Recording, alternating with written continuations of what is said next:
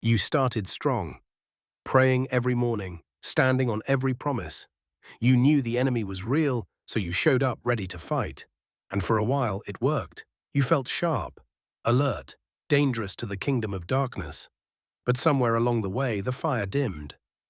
Prayer became a chore, worship became going through the motions. And the worst part, you don't even know when it happened. You just know you're running on empty. And the guilt of that is almost as heavy as the exhaustion itself. If that sounds familiar, stay here, because the reason you're burning out isn't what you think. And the fix? It's not what you've been told. Here's what happens to most believers engaged in spiritual warfare. See if you can find yourself in this. Phase 1. Zeal. God opens your eyes to the spiritual battle around you. Ephesians 6 becomes real, not a memory verse, but battlefield intelligence. You start your mornings differently. You're praying with authority, and it feels powerful. Phase 2. Striving. The breakthrough hasn't come. The person you've been praying for is still the same. The addiction knocked again, and you answered. So you double down, pray harder, fast longer. You tell yourself this is just what spiritual warfare costs. Phase 3. Burnout. You're still showing up, technically, but internally you're numb. The passion is gone. You're not fighting anymore. You're just surviving. And every message about spiritual warfare makes you feel more tired. Because you've been in the fight so long, you don't remember what victory feels like. Most people will tell you the fix is simple. Pray more, read more, rest more. But all three assume the same thing, that the problem is you stopped doing the right things. What if the problem was never what you stopped doing? What if it was how you were doing it from the start? 1 Kings 19. Elijah just came off the greatest spiritual victory of his life. Mount Carmel, fire from heaven, 450 prophets of Baal defeated. If anyone had the right to feel spiritually untouchable, it was Elijah.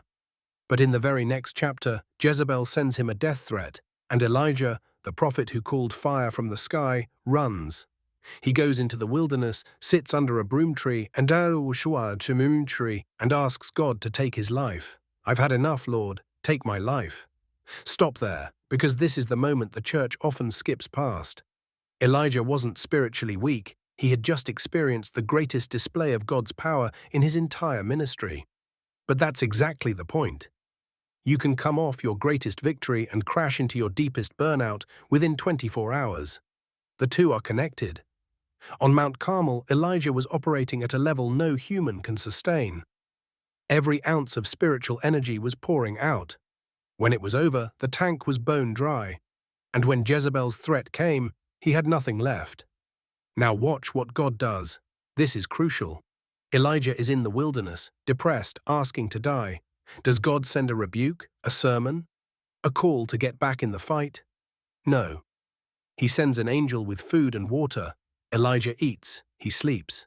The angel comes back with more food, and only after his physical body was restored does God address the deeper issue, speaking not in the wind, not in the earthquake, not in the fire, but in a still small voice. God knew something Elijah had forgotten. You can't fight spiritual battles with a depleted body. You can't hear God's whisper when your nervous system is screaming, and you can't pour out what you haven't received. So here's the framework. 3 shifts that change everything. Shift 1. Receive before you resist. Before you command anything in the spiritual realm, receive from the one who already won the war. James chapter 4:7 says, "Submit to God, resist the devil, and he will flee."